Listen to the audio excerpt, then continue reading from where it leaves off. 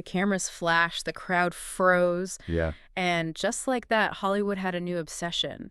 I mean, imagine sitting across from the person who defended you through your absolute darkest moments for the last, 6 years. Oh, wow.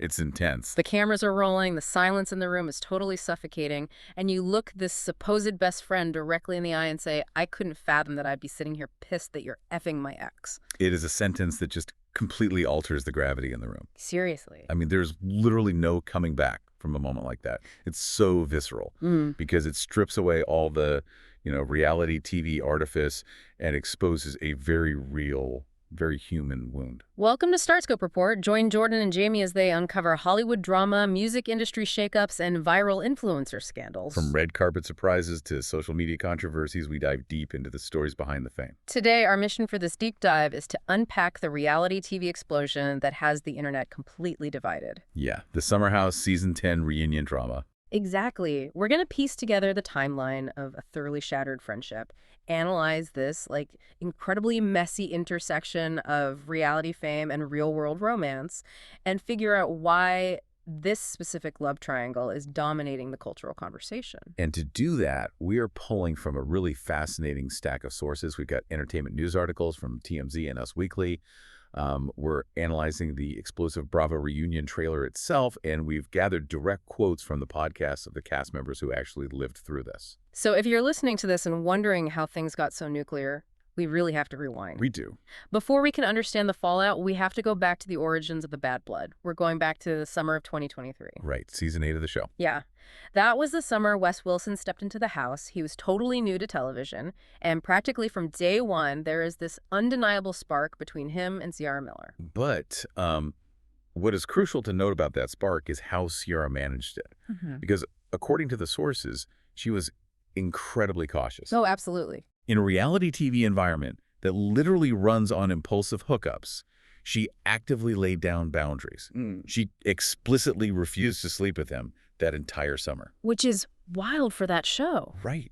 Her reasoning was that she wasn't looking to, quote, have notches on my post. It feels like she wasn't just setting a boundary. She was actively rebelling against the entire premise of the show she was starring on. Yeah, she was trying to build a genuine foundation in an environment designed for quick, disposable drama. And for a while, it really seemed to work. They kept dating through the fall. We are talking real-world integration here. Totally. They're traveling together. Ciara goes to his parents' house in Missouri. They stay with his brother in Chicago. And West even admitted on camera that they were hanging out every single day. He said he wasn't talking to other women as the fall progressed. So it crossed the threshold from a showmance to a completely tangible, real-world relationship. Exactly. Yep. Which brings us to the crash.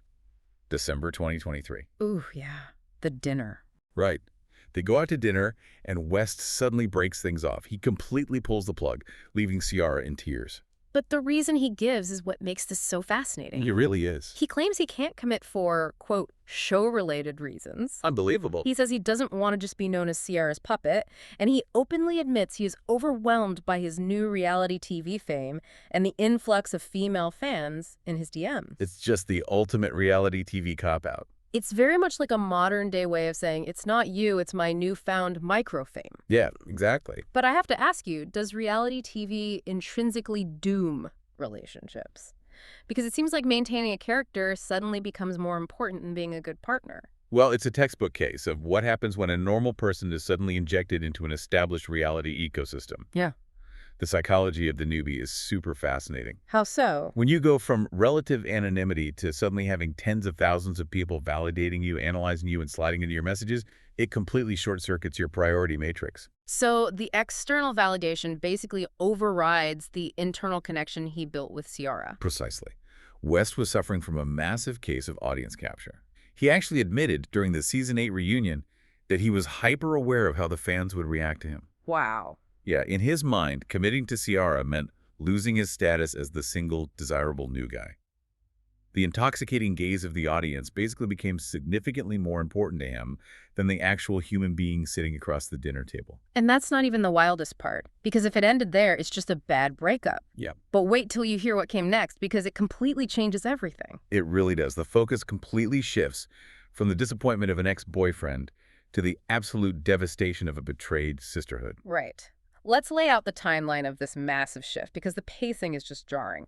Fast forward to January 19th, 2026. A huge day for the Bravo universe. Massive. The fan favorite couple of the show, Amanda Batula and Kyle Cooke, announced their separation. Now, these two were married for 4 years, together for a decade. Their entire relationship arc has been a cornerstone of this series. And we cannot gloss over the dynamic between Amanda and Ciara. No, definitely not. These two aren't just co-workers. They have been best friends for 6 years. Throughout Amanda's highly publicized marital struggles, Ciara has been the one fiercely in her corner. She was her ultimate champion, defending her against critics, supporting her emotionally. She was always there. Which makes this next data point almost unbelievable. Just 2 months post-separation on March 31st, 2026, Amanda and West release a joint Instagram statement. 2 months? Yes. 2 months later, they formally confirm they are dating. It is an incredibly compressed timeline for such a massive interpersonal shift. And the statement itself is wild. They claim the romance grew out of a genuine, long-standing friendship. Just brutal. Ciara's reaction is swift. She instantly unfollows both of them. And then she gives an interview to Glamour magazine where she delivers this quote that really gets to the core of the pain. Yeah, that quote is heavy. She says, "You just can't put anything past a man, but I just never would think that it would come from someone like Amanda." That distinction she makes between the man's behavior and the friend's behavior is really the crux of why this scandal has so much weight. But before we get to that, I want to dissect this joint PR statement they released. Because it is written so clinically. It really is. It reads like, "We've seen the growing online speculation. We wanted to provide some clarity. We needed a little space to process things privately." I mean, it feels like they are trying to use HR corporate speak to break up with a friend. Totally. It just makes the person you hurt feel like a line item rather than a human being. When did reality stars start handling messy hookups like Fortune 500 corporate mergers? It's a crisis communication strategy, but misapplied to a deeply personal situation. They were trying to sanitize the narrative before the audience could react. Right. But the reason it spectacularly backfired is because it completely ignores what psychologists might call the betrayal matrix. Oh, the betrayal matrix. It feels like there's a hierarchy of betrayal here. We kind of expect a guy we dated for a few months to act selfishly, but a best friend of 6 years? Exactly. That shatters a completely different level of trust. Can you unpack the mechanics of why that hits so much harder? Yeah, well, the mechanics come down to foundational safety. When a romantic partner betrays you, it is painful, absolutely. But society has a well-worn script for that. Right, the bad ex archetype. Exactly. We know how to process it. You mourn, you lean on your friends, you move on. But when the very friend you are supposed to lean on is the architect of the betrayal, that script disintegrates. Because the person who is supposed to protect you from the threat has actually become the threat. Spot on. From an evolutionary psychology standpoint, our platonic tribal bonds are our ultimate safety net. Ciara expected West to be a disappointment. Her quote explicitly says, "You can't put anything past a man." Right, she already factored in his capacity to let her down. Yes. But Amanda was part of her foundational emotional security. By releasing a cold corporate PR statement, Amanda and West tried to intellectualize an action that caused deeply visceral emotional damage. It signaled a complete lack of empathy. Exactly. And if you're loving these Hollywood twists, make sure you're subscribed. We've got even crazier stories ahead. Because you can script a PR statement, but you can't script human physiology. You really can't. When they finally had to sit on those reunion couches, all that corporate spin just evaporated under the studio lights. The reality of the pain demanded to be addressed face to face. The Season 10 reunion trailer dropped on May 19th, 2026. This was the very first time the three of them were in the same room since the relationship went public. And the tension isn't just awkward. It is genuinely explosive. Yeah, Ciara looks directly at Amanda and reminds her, "Over the past 6 years, I have been your effing champion." Just chillin'. And then she pivots to West, and she doesn't just accuse him of moving on. She accuses him of pure malice.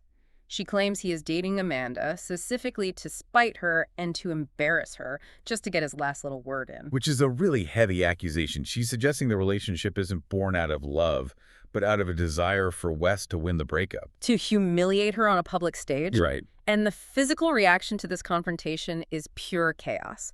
Amanda gets completely overwhelmed by the anger. She breaks down crying and physically flees the set. Yeah, she runs right off. But it's Wes's reaction, or, his complete lack of one, that is truly baffling. His new girlfriend is running off the stage in tears, and Wes remains absolutely glued to the couch. He doesn't move an inch. Castmate Lindsay Hubbard literally screams at him, "Get up and go after her, West. Be a effing man," and he still doesn't move. And when host Andy Cohen finally presses him, asking point blank if they are in love or what the nature of the relationship is, West minimizes it entirely. What does he say again? He calls it, quote, not a sex scandal, just hanging out. That response is wild. Just hanging out. That prompts castmate Jesse Solomon to yell, "Why continue to lie?" The collateral damage in that room is immense. Oh, totally. Jesse breaks down crying, saying he feels like he's losing a brother in Wes. Yeah. And then you have Kyle Cooke, Amanda's ex-husband, sitting there watching his former friend date his ex-wife.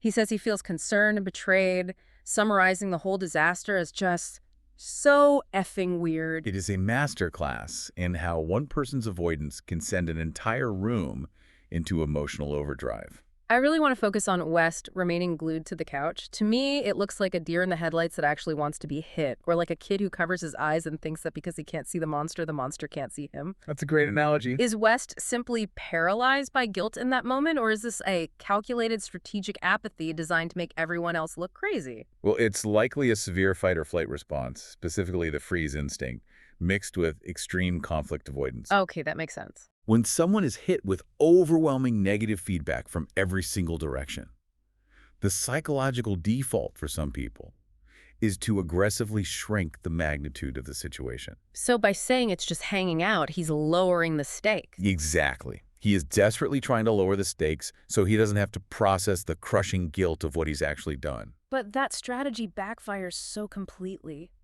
When you try to play it at a level 2, while everyone else is rightfully at a level 10, it doesn't calm them down. It makes them feel like they are losing their minds. That is the exact mechanism. West's apathy acts as an emotional vacuum in that room. By staying seated and minimizing the relationship, he isn't just dismissing Ciara's rage. Right. He's also publicly devaluing Amanda, the woman he supposedly left his friend group for. Yeah. It infuriates his castmates because his lack of physical and emotional reaction signals a profound deficit of empathy. It tells the room, your pain does not require my movement. Your pain does not require my movement. That is incredibly well put. And later in this deep dive, we'll talk about the shocking twist nobody saw coming. Because the heat of that fire was so intense, the drama was so uncontainable that it couldn't even stay within the bounds of the television show. The fourth wall didn't just break, it completely shattered. This is the element of the story that elevates it from a standard reality TV feud into a fascinating case study of modern media consumption. Because before this heavily anticipated reunion episode even aired, the raw audio of this explosive confrontation leaked onto the internet. It was an unprecedented breach for Bravo. Yeah, it forced the network to launch an internal investigation. Suddenly, the cast is reacting to the public, reacting to the leak, all in real time. The carefully curated timeline of the television production was entirely hijacked by the internet. Totally hijacked. West ended up having to address the leak on his own podcast, Show Me Something with Sophie and West. He vehemently denies being the leaker, but he describes sitting through that reunion as the darkest form of therapy. And interestingly, on his own platform, he finally drops the apathetic shield. Yeah, he does. He admits to the reality of his actions, saying, "These are my friends, and I've caused a lot of damage," which effing sucks. It is a moment of accountability, but one that came far too late. And notably, it happened in an environment he controlled, not on the stage where he was being challenged. Right, he waited until he was safe behind his own microphone. And he wasn't the only one taking to the podcast waves. The public lines were instantly drawn across the entire digital landscape. Oh yeah, people chose sides fast. Former cast members Paige DeZorbo and Hannah Berner used their wildly popular podcast, Giggly Squad, to declare they are 100% Team Ciara. And Paige made this incredibly pointed comment, calling Ciara their real friend in real life. Which is a devastating piece of subtle shade directed right at Amanda. Absolutely. By emphasizing real life, she implies that Amanda's loyalty is conditional to the show, whereas Ciara's loyalty transcends the television cameras. It makes you realize that podcasters and influencers are essentially operating their own rival networks now. This audio leak acts like a digital smoking gun. It really does. In an era where podcasters and influencers control their own narratives, has the traditional reality TV reunion lost its power? It has fundamentally shifted, yes. If we analyze the meta-reality of modern pop culture, the television episode used to be the singular main event. Right. Today, the show is merely the anchor point. The true narrative, the raw emotion, plays out in the 360-degree ecosystem surrounding it. It's the leaked audio drops, the strategic podcast interviews, the Instagram unfollows, the subtle shade in the comments section. The audience doesn't just watch the show anymore, they participate in the real-time fallout. The audience has become the jury before the trial even officially airs.